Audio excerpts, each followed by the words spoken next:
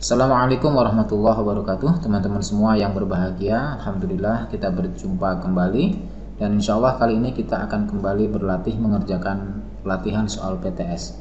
Kali ini kita akan berlatih mengerjakan soal PAI, yaitu Pendidikan Agama Islam, untuk kelas 9 semester kedua. Jumlah soalnya untuk kali ini adalah 40 soal pilihan ganda. Dan untuk teman-teman semua, jangan lupa subscribe channel ini agar terus bisa menghadirkan konten-konten yang bermanfaat. Baiklah, tanpa memperpanjang kata, mari kita mulai.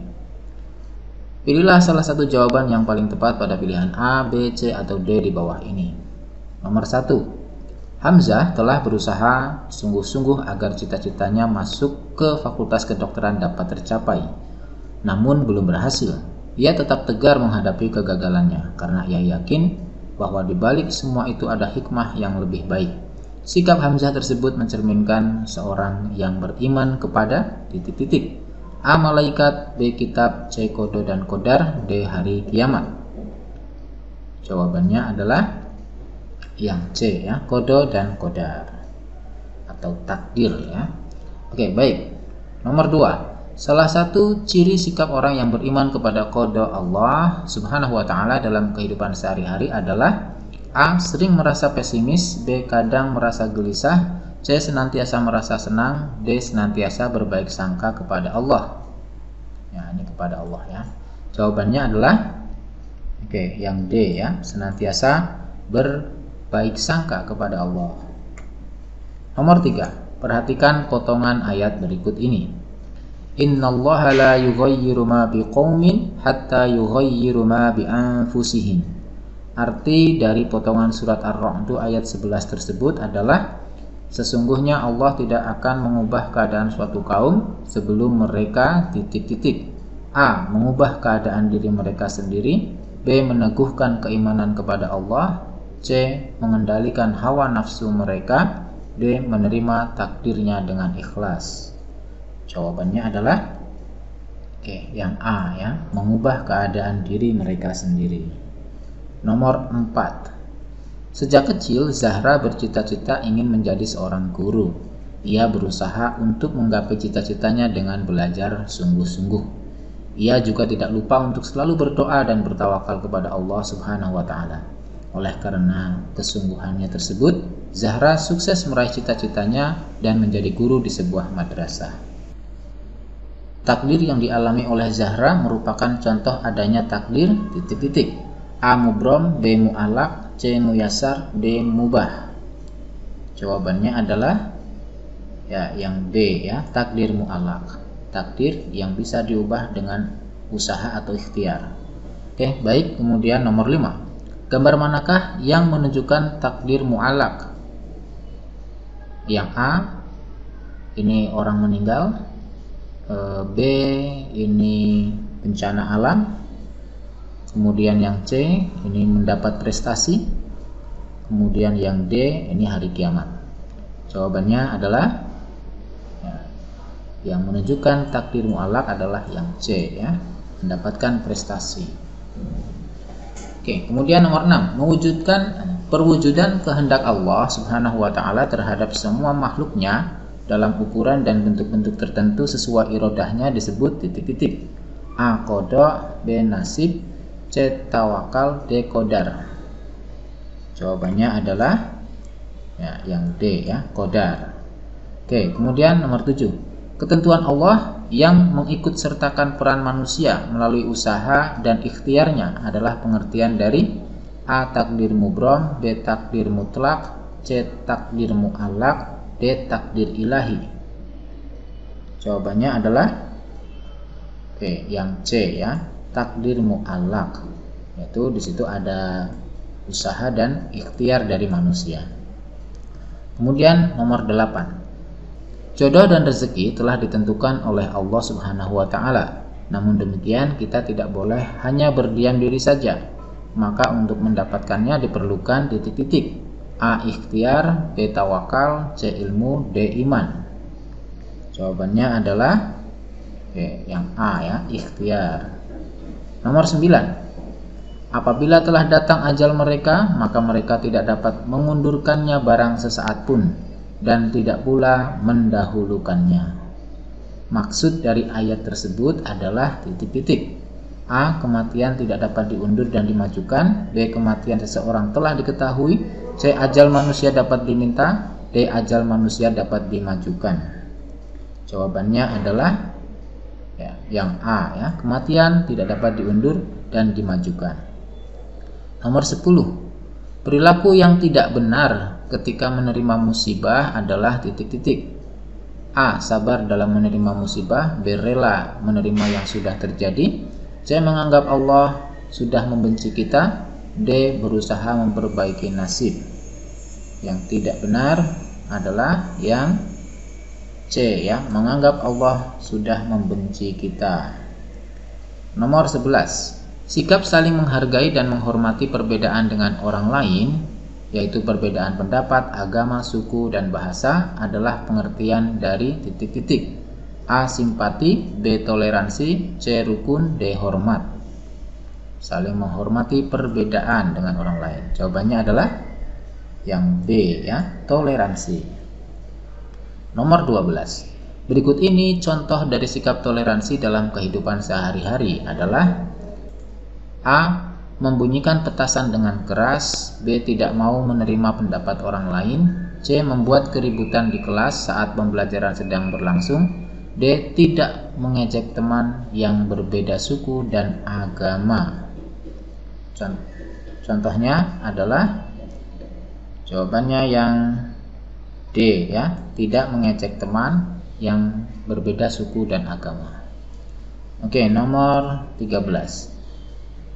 Tidak menghidupkan radio atau televisi keras-keras sehingga mengganggu tetangga adalah contoh dari sikap titik-titik.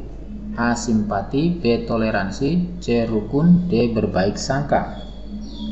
Jawabannya adalah yang B ya, toleransi.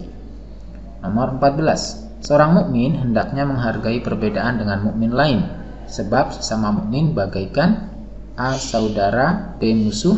C. Teman lama. D. Saudara jauh. Jawabannya adalah yang A ya, saudara.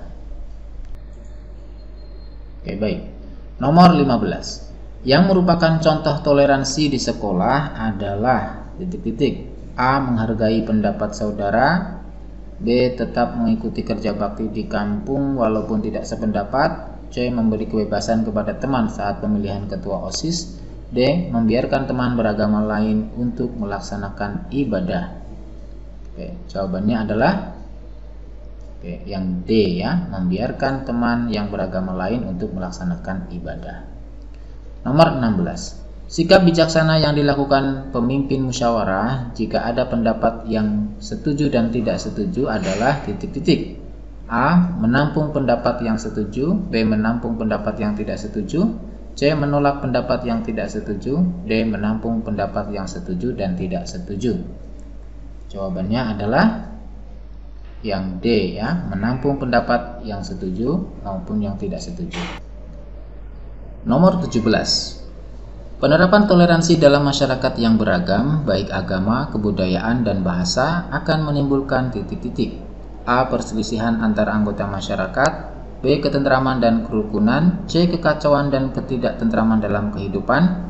D. Keteraturan dan sikap ingin menang sendiri. Jawabannya adalah yang B ya, ketentraman dan kerukunan. Nomor 18. Agama Islam adalah agama yang mengajarkan umatnya agar saling titik-titik. A. Bekerja sama sekali-sekali saja. D. Menghormati dan menghargai. C. Menolong dengan mengharap upah. D. Bekerja sama dalam kemungkaran. Jawabannya adalah yang B ya, menghormati dan menghargai. Nomor 19. Di bawah ini adalah beberapa manfaat dari toleransi antar umat beragama, kecuali A. Menyadari bahwa hidup ini tidak bisa terlepas dari orang lain. B. Berpikir positif terhadap keberadaan agama lain. C. Memaksa penganut agama lain untuk masuk Islam. D. Membangun tradisi dialog antar agama. Kecuali jawabannya adalah yang C ya, memaksa penganut agama lain untuk masuk Islam. Nomor 20. Menurut Islam, toleransi disebut dengan titik-titik.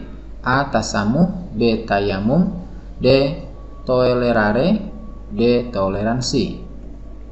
Jawabannya adalah yang A ya, tasamuh.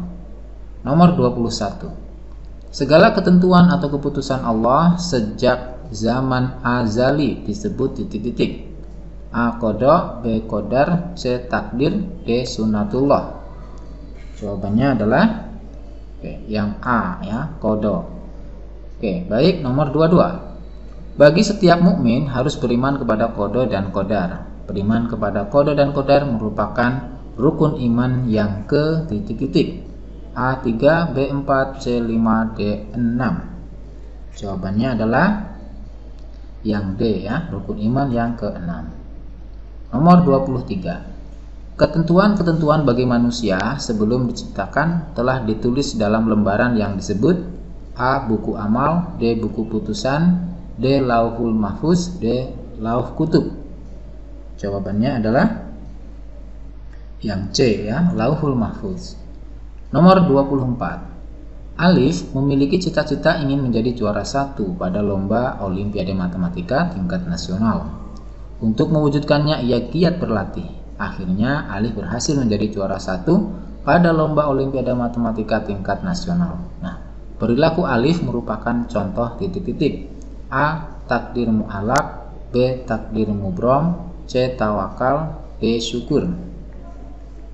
Jawabannya adalah A ya, takdir mu'alaq. Kemudian nomor 25. Segala sesuatu yang berkaitan dengan nasib manusia telah ditentukan oleh Allah sejak titik-titik. A. Zaman azali, B. Dalam kandungan, C. Lahir, D. Di alam barzah. Jawabannya adalah yang A ya, sejak zaman azali. Nomor 26. Manusia diwajibkan berikhtiar. Pernyataan di bawah ini yang tidak termasuk salah satu bentuk ikhtiar adalah titik-titik. A. Fatan selalu giat belajar agar cita-citanya tercapai. B. Yuli pergi ke dukun untuk merubah nasib. C. Ayah rajin bekerja untuk memenuhi kebutuhan. D. Pak Ahmad rajin berolahraga agar sehat. Jawabannya adalah yang B ya, Yuli pergi ke dukun untuk merubah nasib. Ini bukan bentuk ikhtiar. Nomor 27. Sunnatullah berlaku atas titik-titik. A. Hewan dan tumbuhan, B. Semua makhluk Allah, C. Semua orang yang beriman, D. Orang yang beriman dan kafir. Jawabannya adalah yang B ya, semua makhluk Allah. Nomor 28. Ketentuan mutlak dari Allah yang pasti berlaku dan manusia tidak diberi peran untuk mewujudkan atau mengubahnya adalah pengertian dari titik-titik. A. Takdir mu'alaq, B. Takdir mubrom, C. Bersabar, D. Bersyukur kepada Allah. Nomor 28. Jawabannya adalah B ya, takdir mubrom. Ini ketentuan dari Allah yang manusia tidak mampu mengubahnya. Nomor 29. Berikut yang bukan merupakan contoh takdir mubrom adalah A. Kekayaan seseorang, B. Jenis kelamin anak, C. Kematian seseorang, D. Datangnya hari kiamat. Jawabannya adalah yang A ya, kekayaan seseorang. Nomor 30. Seorang pelajar berhasil mencapai prestasi sesuai kadar usaha yang dilakukan. Prestasi tersebut tergolong titik-titik. A. Anugerah yang tak terhingga, B. Takdir mubrom, C. Takdir mu'alaq, D. Keberuntungan yang membanggakan. Jawabannya adalah yang C ya, takdir mu'alaq. Nomor 31. Salah satu ciri orang yang beriman kepada qada dan qadar adalah titik-titik. A. Mempertebal keimanan kepada Allah, B. Malas berusaha, C. Menunggu keajaiban datang, D. Tidak mau berusaha. Jawabannya adalah yang A ya, mempertebal keimanan kepada Allah. Nomor 32. Dalam hidup dan kehidupan seseorang kadang-kadang menemui kegagalan. Kegagalan bagi seorang yang beriman pada qada dan qadar adalah titik-titik. A. Peringatan ujian, B. Musibah, C. Ujian, D. Penambah pahala. Kedua, jawabannya adalah yang C ya, ujian. Nomor 33. Berikut yang bukan manfaat beriman kepada kode dan kodar adalah titik-titik. Yang bukan manfaat. Jawabannya A. Menyadari perlunya berusaha dalam kehidupan. B. Manusia akan giat beribadah dan berdoa. C. Membuat orang tidak takabur. D. Membuat percaya akan kemampuan diri sendiri. Jawabannya adalah yang D ya. Membuat percaya akan kemampuan diri sendiri. Nomor 34. Contoh penerapan tata krama dalam bersikap adalah titik-titik. A. Membusungkan dada. B. Merapatkan jarak kedua kaki. C. Mengangguk kecil tanda perhatian. D. Menyilangkan kaki dan tangan. Jawabannya adalah yang C ya, mengangguk kecil tanda perhatian. Nomor 35.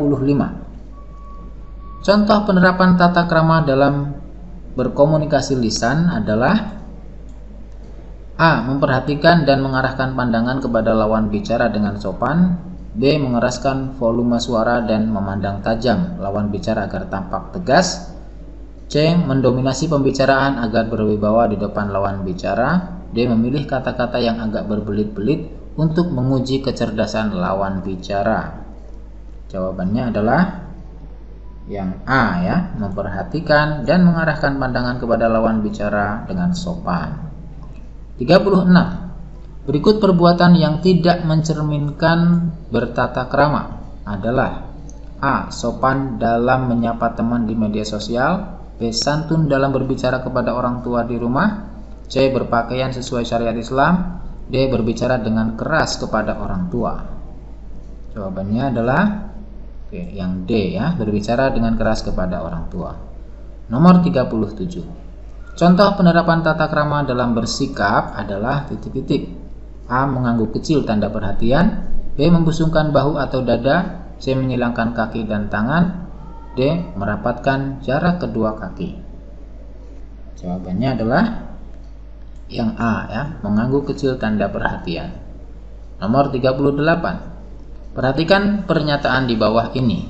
1. Bunga menjawab pertanyaan guru sambil membelakanginya. 2. Fatan mengucapkan kata permisi ketika melewati salah seorang gurunya. 3. Fadil makan dan minum sambil duduk di kantin. 4. Zaki meneriaki temannya yang sedang belajar outdoor dari kelasnya. 5. Riki di teras kelasnya sambil mengangkat kakinya. Ya. Perilaku yang belum mencerminkan tata krama yang baik merupakan, ini harusnya ditunjukkan oleh nomor titik-titik ya. A. 1, 2, dan 3. B. 3, 4, dan 5. C. 1, 4, dan 5. D. 2, 3, dan 4. Jawabannya adalah yang C ya, 1, 4, dan 5. 1, 4, dan 5. Yaitu Bunga menjawab pertanyaan guru sambil membelakangi. 4. Yaitu Zaki meneriaki temannya yang sedang belajar. Lalu Riki di teras kelasnya sambil mengangkat kaki ya. Nomor 39. Bertutur kata lemah lembut dan bertingkah laku halus merupakan pengertian dari titik-titik. A. Tata krama. B. Santun. C. Malu. D. Akhlak karimah. Jawabannya adalah yang A ya, santun. Nomor terakhir, nomor 40. Contoh perilaku santun di sekolah adalah titik-titik. A. Membantu guru mempersiapkan pelajaran di kelas. B. Selalu menjaga kebersihan dan memungut sampah di sekitar sekolah. C. Berbicara kepada guru dengan suara rendah dan tidak terburu-buru. D. Berpakaian rapi, bersepatu, dan merapikan rambut bagi siswa laki-laki. Jawabannya adalah yang C ya. Nah, demikian teman-teman semua latihan soal kita pada kesempatan kali ini. Semoga video ini bermanfaat. Selamat belajar, semoga sukses. Assalamualaikum warahmatullahi wabarakatuh.